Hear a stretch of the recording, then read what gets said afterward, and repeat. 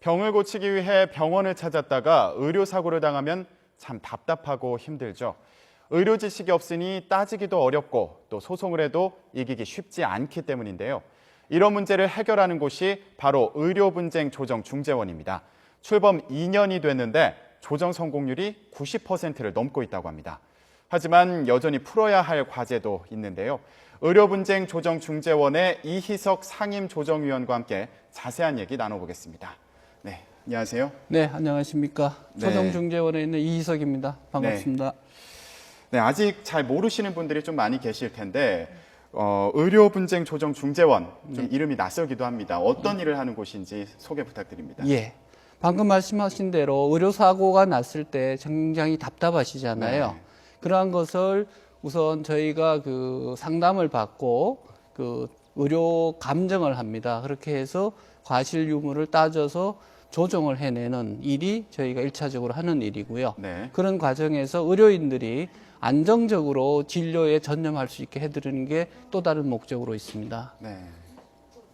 그렇다면 네. 좀 가장 궁금한 부분이 이 부분일 것 같아요. 본인이나 아니면 가족들이 의료사고를 당했을 때 네. 어떤 절차를 거쳐야 되나, 어떻게 중재를 신청해야 되나, 이거 궁금할 것 같거든요. 어떻게 해야 되나요? 예. 저희 원에 그 전화를 하셔도 되고 네. 아니면 홈페이지에 방문을 하시면 그 신청 절차나 안내가 나갑니다. 네. 우선 의료 사고에 대해서 궁금하신 부분을 상담을 통해서 네. 이해를 하실 수 있고요. 그런 다음에 이것이 조정을 받을 만하다라는 생각이 드시면 네. 의료사고 분쟁 조정 신청서를 작성해서 내시면 됩니다. 네. 그렇게 신청서를 내면 될 것 같은데 네. 이게 그 조정을 하려면 어떤 객관적인 기준이 있어야 되지 않겠습니까? 그러면 예. 감정 절차를 거친다고 제가 들었는데요. 예, 그렇습니다. 어떤 식으로 이루어지는 건가요? 예. 의료사고는 전문 분야에 속하기 때문에 사실 일반인이나 환자들은 알 수가 없습니다. 네. 그런 부분이 그동안 소송에서는 그 대학 병원이나 이런 쪽에다가 감정 의뢰를 해가지고 네. 그 감정 회신을 받아서 처리를 했는데요. 저희 조정중재원에서는 그 업무를 하는 그 감정단이 별도로 그 마련되어 있습니다. 네. 그래서 감정단에 있는 감정위원님들이 그 전문 분야에 관한 그 의견을 정하시고 그다음에 혹시 또 다른 보충 부분이 필요하시면 자문위원들 의견도 받습니다. 네. 그렇게 해가지고 의무 기록을 놓고 샅샅이 이제 살피십니다. 네. 그런 다음에 이제 감정부 혼자서 결정을 하는 게 아니라 감정위원 혼자서 하는 게 아니라 감정부는 5명으로 구성이 됩니다. 상임 감정위원이 계시고 의료위원 한 분, 네. 그다음에 그 검사님까지 오시고 그다음에 의료 전문 변호사 그리고 소비자 권익위원이 한 분이 오십니다. 그래서 객관적으로 감정이 나올 수 있도록 회의를 해가지고 결론을 네. 냅니다. 네. 그렇게 나온 회의 결과가 감정서라는 형태로 만들어지고 있습니다. 네네. 그렇게 이제 감정 그 과정을 거치면 객관성도 확보가 될 텐데 네. 그 기간 같은 경우에도 법적으로 소송을 하는 경우보다 훨씬 짧게 걸린다고 들었거든요. 네, 그렇습니다. 그동안 의료소송이 굉장히 오래 걸렸다는 게 중평입니다. 네. 그래서 저희는 그 신속한 해결을 필요로 한다는 전제하에서 네. 90일을 기준으로 해결을 하고 있습니다. 네. 길어도 30일 연장할 수 있는 예외적으로 조금만 더 해서 최종적으로 4개월이면 결론을 낼 수 있습니다. 네. 그렇게 객관성도 확보를 했고 또 기간도 상당히 짧아졌습니다. 예. 네, 그래서 이제 많은 분들이 혜택을 보시면 좋을 것 같은데 그동안 몇 건이나 신청이 들어와서 몇 건이나 좀 해결이 됐나요? 저희가 금년 4월로 그 2년이 지났는데요. 네. 그 2년 동안 그 조정 신청을 한 건수가 2,278건입니다. 네네. 그리고 그 신청을 한 후에 상대방이 그러니까 그 동의를 해야 저희 절차가 개시되기 때문에 네. 그 동의를 해서 개시된 사건은 한 920건 정도 됩니다. 네. 그래서 조정 참여율이라고 저희가 그걸 용어를 쓰는데 그게 40%를 조금 상회하고 있는 상태입니다. 네. 그렇다면 지금 900여 건 말씀하셨는데 좀 기억에 남는 어떤 해결해 주신 중재건이 좀 있으셨나요? 어떠셨어요? 예, 그렇습니다. 그 의료사고에서 그 의료 가호라는 주장을 보통 많이들 하셔서 네.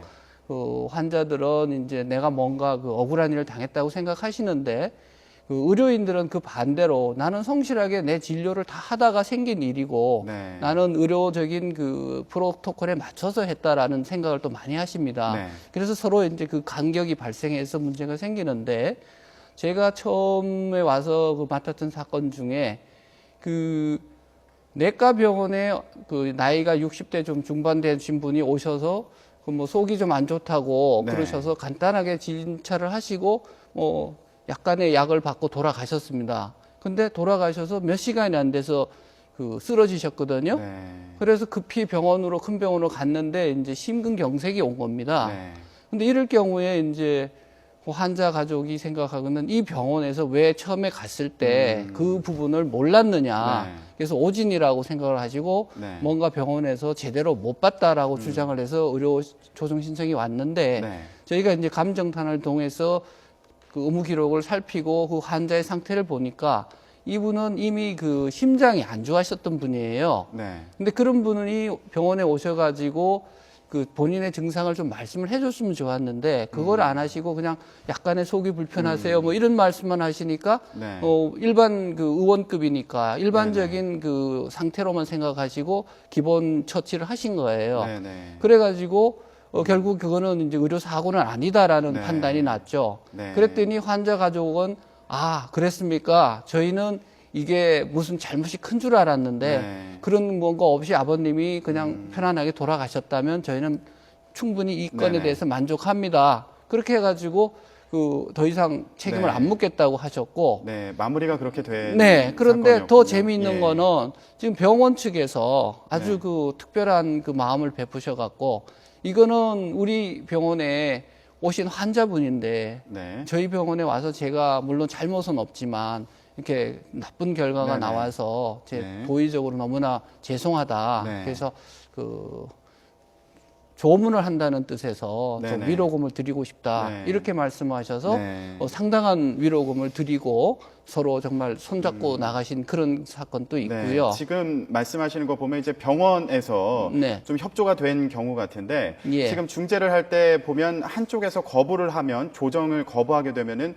이게 성립이 안 된다고 알고 있거든요. 어떤가요? 예, 그렇습니다. 저희 지금 법에 그 조정 신청을 했을 때 반드시 상대편 당사자한테 저희가 피신청이라고 부릅니다. 네. 상대편한테 그 의견을 묻게 되어 있습니다. 네. 이 조정 신청이 들어왔는데 당신이 이 절차에 참여를 하겠느냐 이렇게 물어서 동의 여부를 받게 되어 있습니다. 근데 상대방에서 나는 거기 안 가겠어. 뭐 이유야 여러 가지가 있을 수 있습니다만은 그렇게 했을 때는 신청이 거기서 끝나버립니다. 네. 그래서 저희가 그 각하 처리를 하는데요. 네. 그러면은 이 좋은 제도가 마련돼 있음에도 불구하고 전혀 쓸 수가 없는 그야말로 문전에서 그 들어오질 못하는 그런 어려움이 네. 있습니다. 네.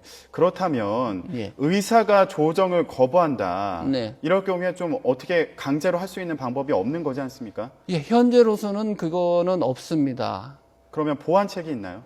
보완책은 지금 제도를 지금 법에 그렇게 되어 있기 때문에 네. 법 개정을 하는 수밖에 없습니다. 네. 근데 다행히 지금 그 동의율이 많이 올라가고 있습니다. 네. 아까 처음에 2년간 수치를 말씀드렸습니다만은 금년에 들어와서는 동의율이 40%에서 50%대로 올라가고 있습니다. 아, 네. 그래서 이제 많이 이해들을 더 하시고 계시다. 저희는 그렇게 보고 있고요. 네. 그다음에 다행히 그 보건복지위원회에 계신 그 오재세 위원님이 네. 그 이 개정 법안을 지금 발의를 해놓고 네. 계십니다. 네. 그래서 그 법안이 충분하게 토의를 거쳐서 그 입장을 잘 조율하면 저희가 바람직한 결과가 오지 않을까 이런 기대를 해보고 있습니다. 네. 지금 법안 말씀하셨는데 좀 통과 가능성은 높아 보이나요? 어떻게 좀 보고 계세요? 예, 저희가 뭐 쉽게 뭐라고 말씀드릴 수는 없는데 네.